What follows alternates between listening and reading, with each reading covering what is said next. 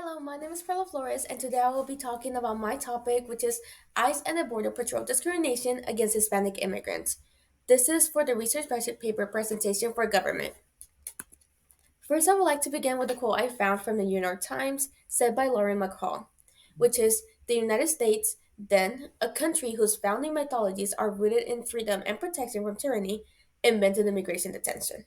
I included this quote because I thought it best fit my topic, as I will be talking about the discrimination for immigrants in the United States. I included this quote also because I thought it spoke for itself and also it spoke for the term that United States claims but does not actually compromise with.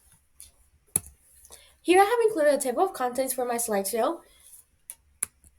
And to begin, I will be starting with my introduction, which is what is ICE and Immigration Patrol? ICE stands for Immigration and Customs Enforcement, which is a program created after the September 11, 2001 incident as a way to defend public safety against outside forces.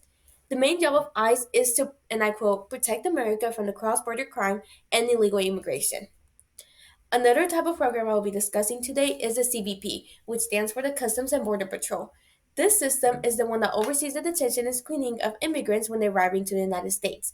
In other words, this means that when immigrants and or any other type of individual comes to the United States, it is the CBP who goes through the processes and sees what type of either they have a passport or a visa or any type of documentation.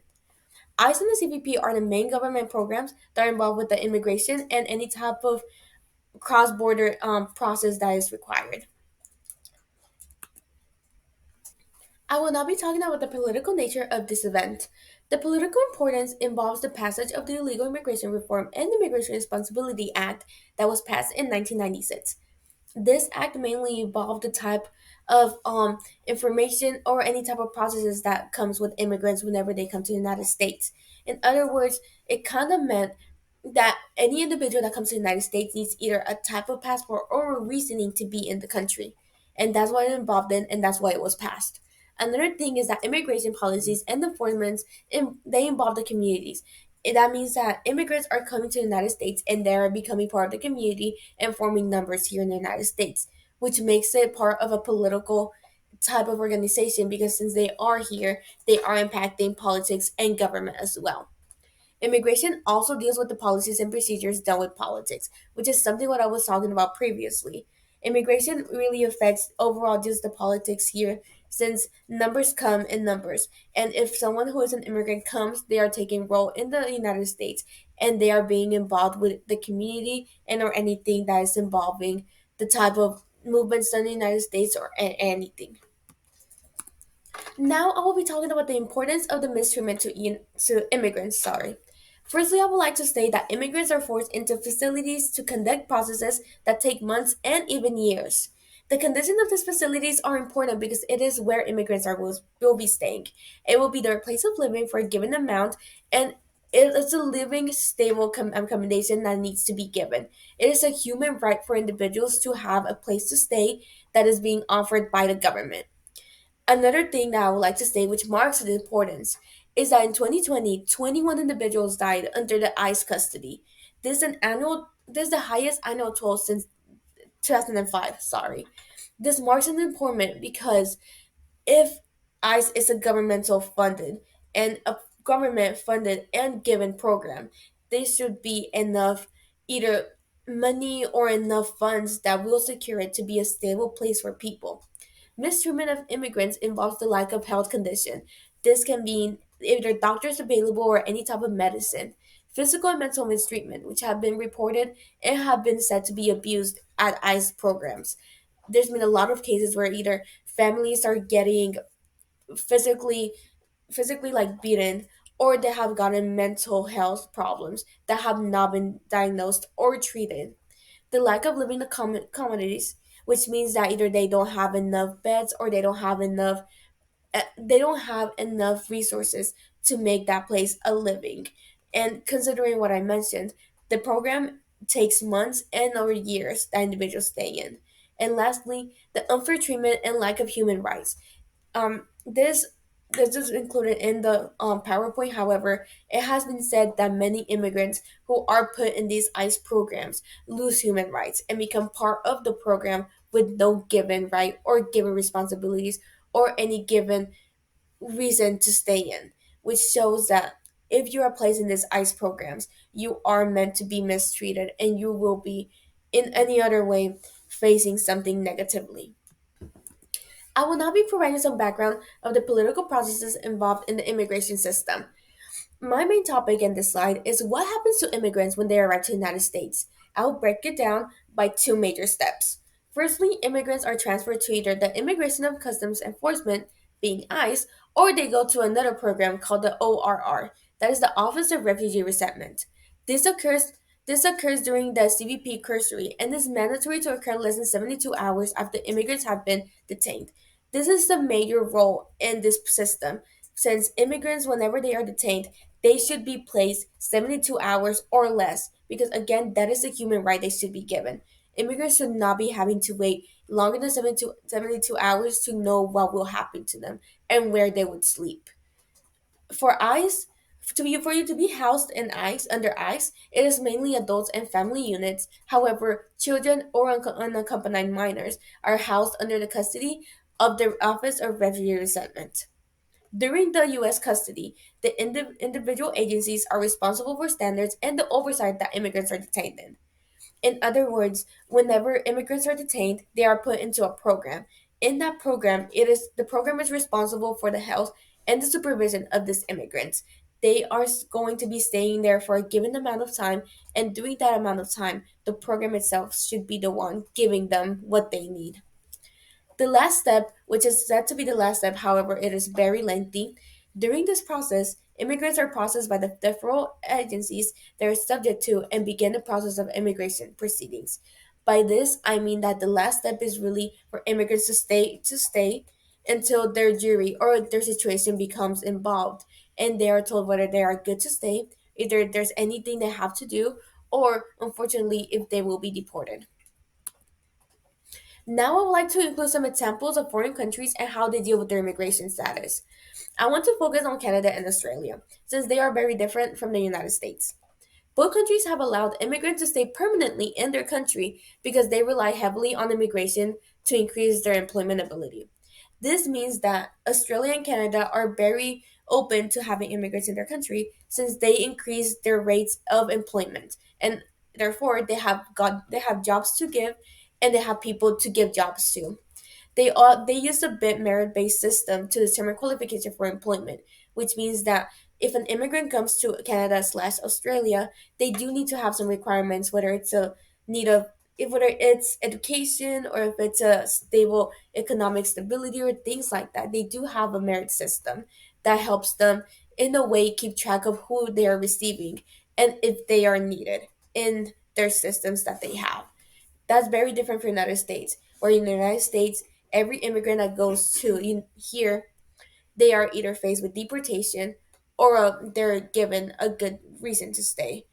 That's very different. I also included a chart which shows how many people stay and for what reason in between countries. And as shown, it is very different. Now I'd like to discuss what my analysis, which is what is the correct side. The correct argument of this argument is not where immigrants should be allowed to stay in the United States, but instead it is whether innocent people are receiving the proper needs and care they deserve as human rights. This means that I would not like to discuss whether they should be allowed to stay in the United States. I feel like that is a different type of topic. My main focus is whether they're receiving what they are needed to be given, and if they are being given their human rights here in the United States. Some of the things I would like to list is that the mistreatment and unethical living conditions are unfair and should be changed. And no individual should have to fear for the health and safety in government based agencies. Another thing is that the health of immigrants is the responsibility of the United States and all the agencies and programs that are provided once they are here and they are put in these systems. In other words, my main statement is that if immigrants are here in the United States for a better opportunities or they are here based on the program that they are forced to be in, it is only proper and it is only right if they are given a good place and good communities and they are not mistreated. My other type of analysis is what is the wrong side. The oppositional side of this argument could say that as immigrants, their living conditions in the United States would be an advantage and a benefit since they arrived to the United States with no documentation. I believe this statement is wrong since immigrants risk their lives by arriving to the United States itself. By that, I mean that coming to the United States is not a road, it is not a trip. Immigrants need to be putting their life in danger many times to come here and get here safely. So to say that they are only coming here for a benefit is only denying the fact that their journey to the United States is hard. Another statistic I would like to say is that in 2022, the deportation rate from ICE was at a time high of 92% and 22%, which shows that immigrants truly do not get an advantage, since whenever they get to the United States, they are put in the programs that determine whether they are good to stay or they are deported. And as I mentioned, 93% of the time, they are deported. So they are sent back to their home country. And lastly, the living conditions of immigrants in these facilities are shown to be dangerous and unethical, which shows that coming to the United States and being put here is not something that immigrants enjoy or see as a benefit. I will now be saying my personal viewpoint. I would like to begin by saying that I am an individual who was blessed and was given the opportunity to come to the United States with passports. I was born and raised in Mexico until I was 7 years old and came to the United States with my family after going through the ongoing process of the passports. However, as an individual who has seen the dangers and has heard about through family experience what it is like to come to the United States without passports and having to deal through the ICE and all of those border patrol facilities, I know that the opportunities here in the United States to be here and to be able to get here safely is a miracle for many. The living conditions of individuals in these agencies are directly their human rights they possess as well.